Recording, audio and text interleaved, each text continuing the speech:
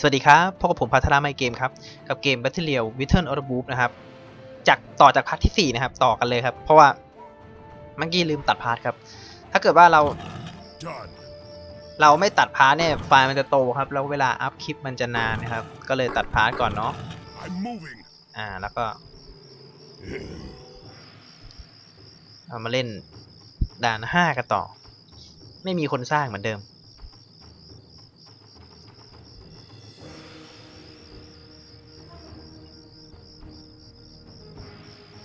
เราไม่เข้าใจนะว่าทำไมไม่มีคนสร้าง I'm moving. Already there. Done. Already there.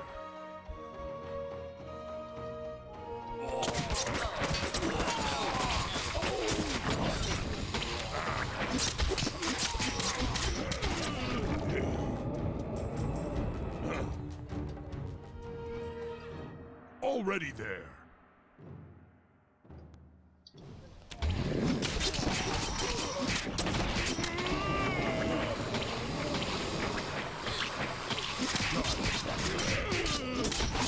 แอบซุ่มเนียน Already there. Pitch Slinger should climb this tower and signal to Longtooth. Move it. หาคนไฟขึ้นไปนะครับ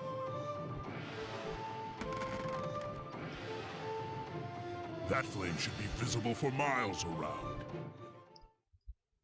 เราเรียกพวกมาแล้วอันนี้คือพวกเรา There and back.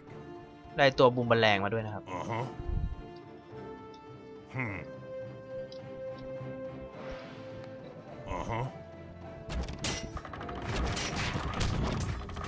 โอ้ไม่ได้เลยเล่น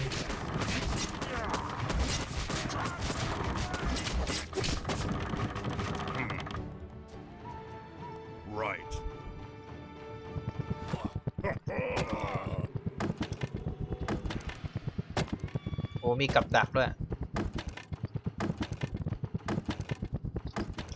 มีกับดักหินอยู่เต็มเลยครับ Let me at him. On the way. Just say the word.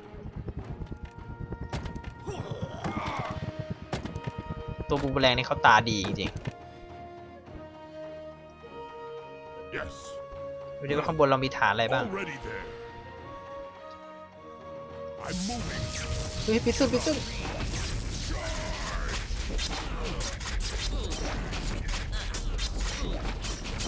All too easy. Already there. Done.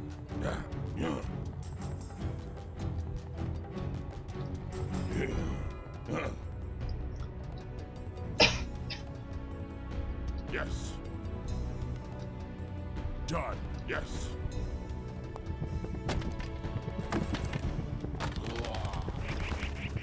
No problem.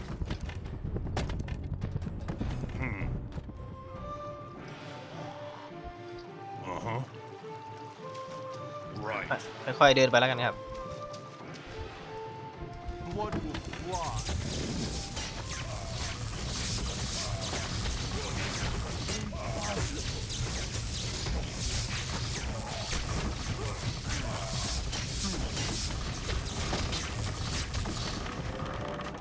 Hmm. รีเลือดแป๊บ Right.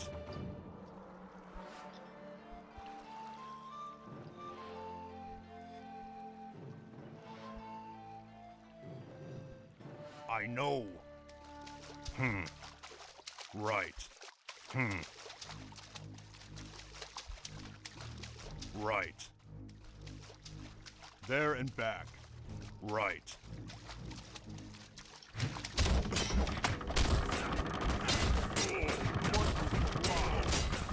จะดวนสาหัสตัวนี้สาหัสโอ้โหลุมนี่นะอย่างเงี้ย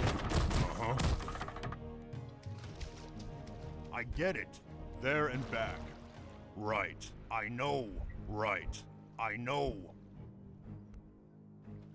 ต้องรีบไปซะอย่างเงี้ยไม่ดี Already there. I'm moving. มาอยู่ด้วยกันแล้ว I can see the control lever from here, but only Longtooth could hit it from this distance.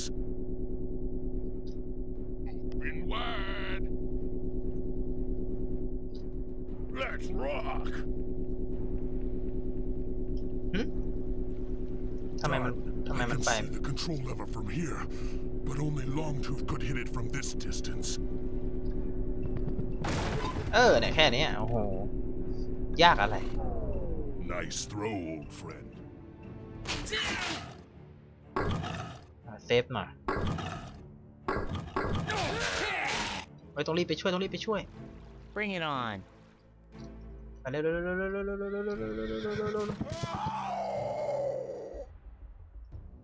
อ๋อเรามีคนสร้างแล้วทีเนี้ย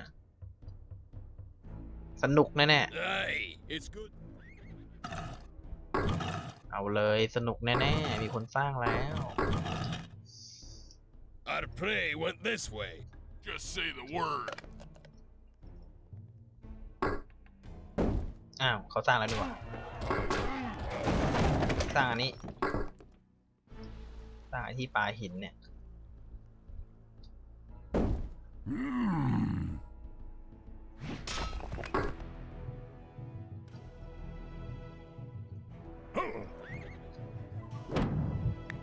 Okay. Get a move on. Heart to fist. For the pack.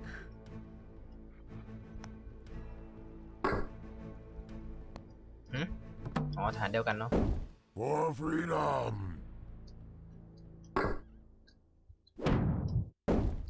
For the clan. เอาไงดี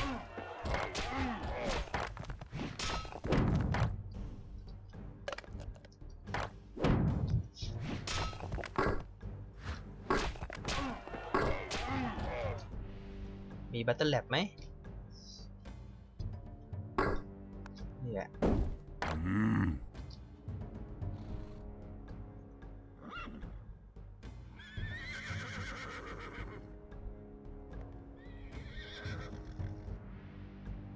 อันนี้เป็นโรงแบบคล้ายๆหมาผมว่า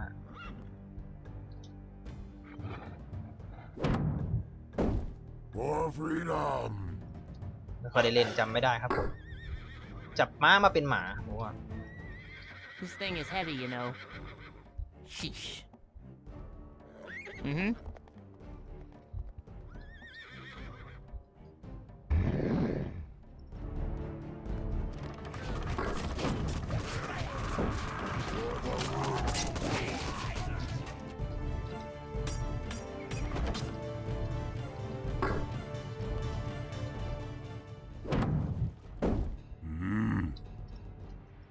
For freedom.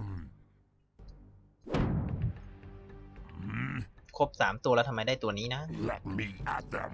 เก่งไหมนะ กดตัวทีเดี๋ยวดิอ๋อตัวนี้เก่งสุด จะเป็นตัวท็อปสุดใช่ไหม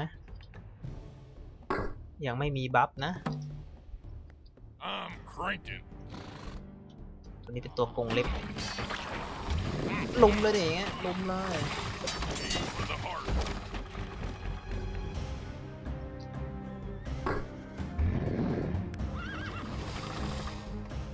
โอ้สร้างไม่ได้แล้ว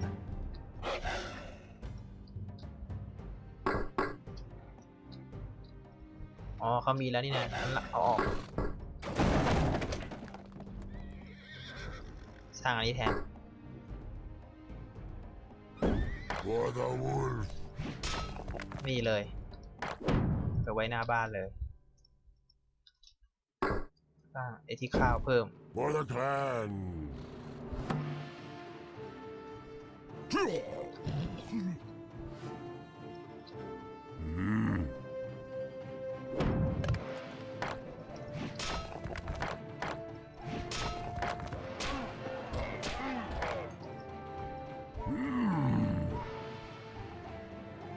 แบ่งไปเข้าหลังนิดหนึ่ง For the clan. มีอะไรให้สร้างไหมไม่มีแล้วก็ For freedom. เข้าอันนี้ไปแล้วกัน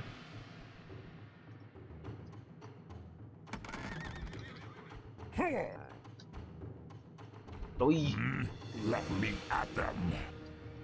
Let me at him. Rồi, đây, Okay. đây, đây. Bring it on. Let me at him. โอ้ธนูเยอะ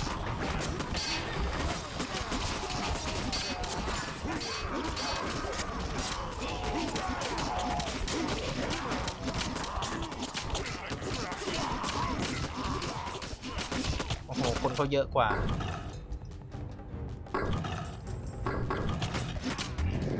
คนเขาเยอะกว่าเราสู้ไม่ได้ครับ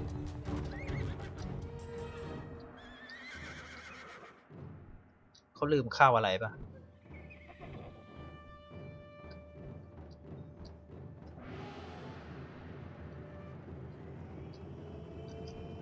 Yeah, let's เนี่ยคนทุบเขาลืมเข้าอะไรปะอ๋อตัวปลาหินมันมีอยู่อันหนึ่ง I'm bulging.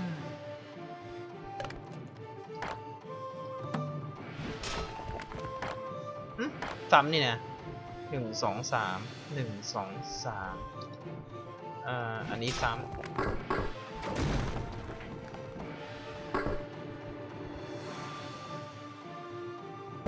For the wolf.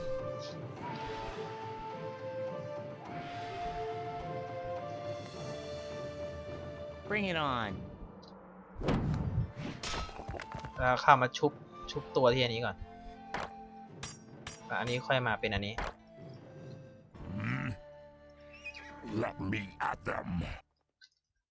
อันนี้ก็เข้าอันนี้แล้วก็เข้าอันนี้อันนี้เข้าอันนี้อันนี้เข้าอันนี้อันนี้ก็ไปที่นู่นเหมือนกัน For freedom.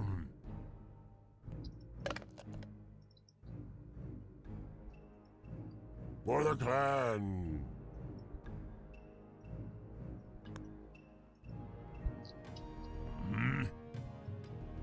Let me at him. หุ้มเกาะทุกตัวเลยมา Let me at them.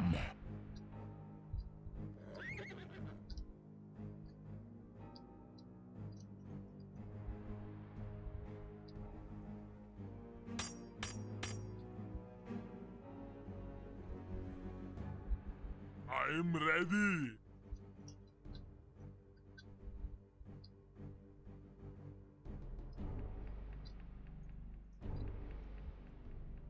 3 ตัวนี้ตายไม่ได้ครับผมถ้าตายก็ต้องเริ่มใหม่ ไม่มีฐานที่จะสร้างพวกเขาได้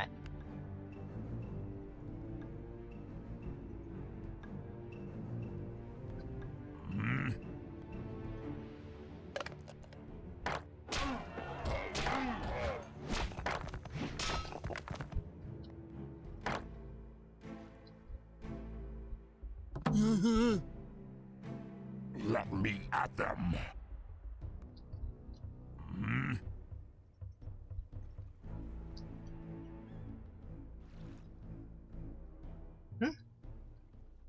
ทำไมเข้าแค่2 ฐานก็เป็นอันนี้แล้วล่ะ อ๋อไม่ต้องเข้า3 ฐานเหรอ ทำไมอันไหนต้องเข้า3 ฐาน อันนี้ขวานหินแล้วก็อันนี้ ก็จะได้ตัวนี้ เอ๊ะยังไงผมเริ่มงงละ I'm ready.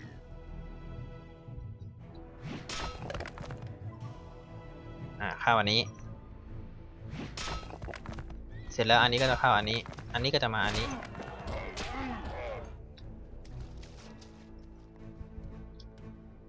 ดูที่มันไปถูกป่ะ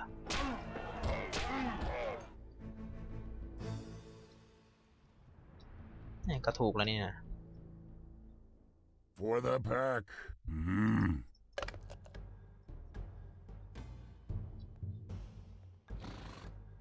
ก็ต้องเข้าอันนี้ก่อน ได้ละได้คนนี้ เข้าอันนี้ อันนี้จะมาเข้าอันนี้ปกติก็ต้องเข้า3 ฐาน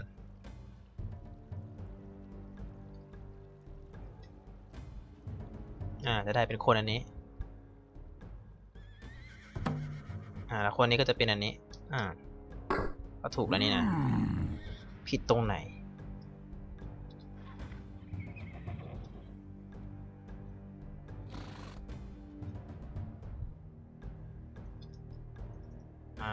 เยอะเลยงานเนี้ยมา At them. ไม่ชนะให้มันรู้ไป Let me at them. I'm ready.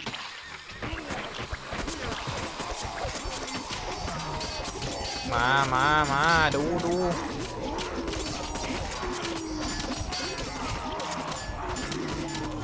ให้ดูที่มันจะไม่ตายให้มันรู้ไป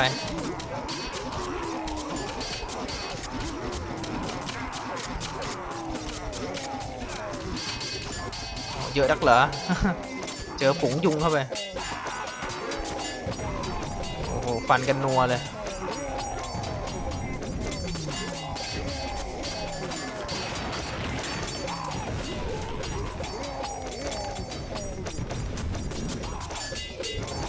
โอ้โหพี่ไม่รีเลือดเลย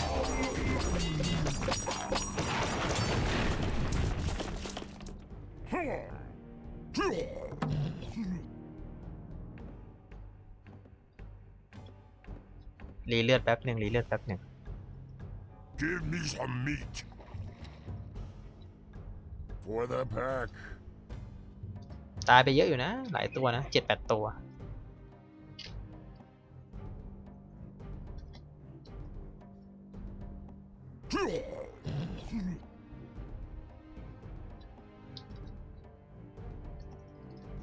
I'm ready. ไปดูต่อ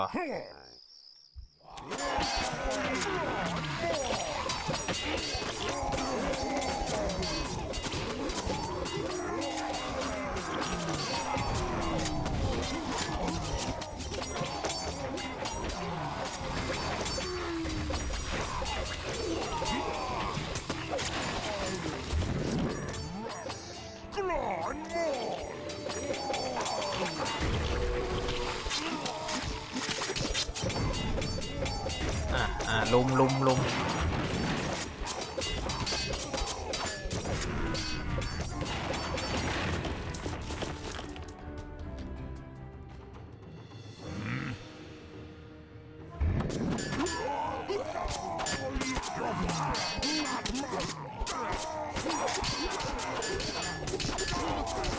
โอ้โหกระโดดใส่กันนัวเลย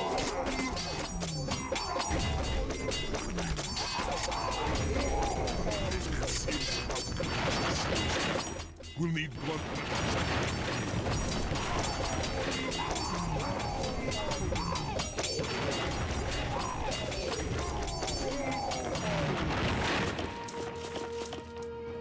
Let me at them. Give me some meat. ไม่ได้ต้องใช้ตัวเขาเรียกอะไรอ่ะตัวทุบที่ทำยังไงกดตัวทีดูก่อน เข้าอันนี้เข้าขวานกับเคียวขวานชื่อ combat กับคิวลี่ combat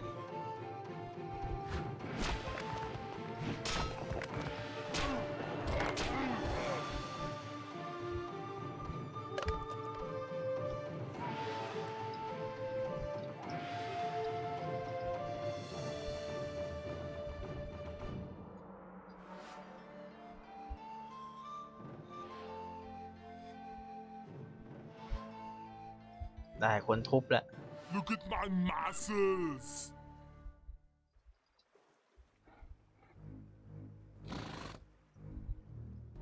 โอ้โหมีอีกเพียบเลย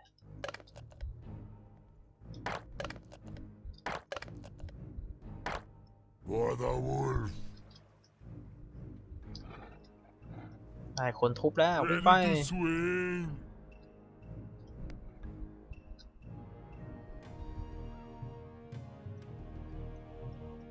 นี่คนทุบอีกคนหนึ่ง Yeah, let's go. Let me at them. Give me some meat.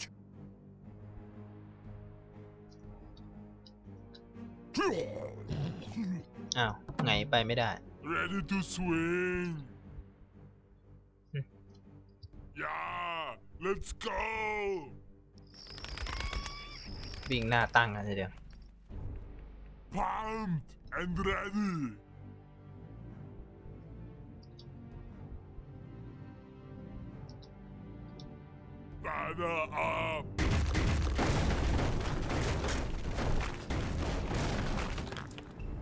โอเคลุม2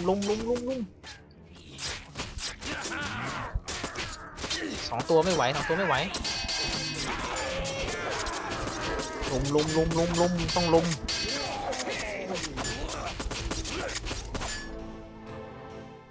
นี่เป็นไงล่ะ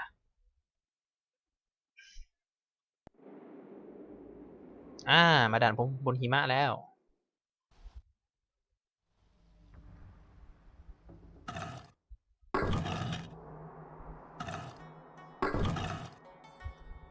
อุ้ยด่าน6ดิด่าน6ใช่ไหมเมื่อกี้ด่าน5เดี๋ยวผมไปดูก่อนว่ายาวยัง คลิปยาวแล้วนะครับผมออกไปดูมาเมื่อกี้ก็ตัดคลิปไปเพียงเท่านี้ครับผมเจอผมได้จริงในคลิปหน้าครับผมสำหรับคลิปนี้สวัสดีครับ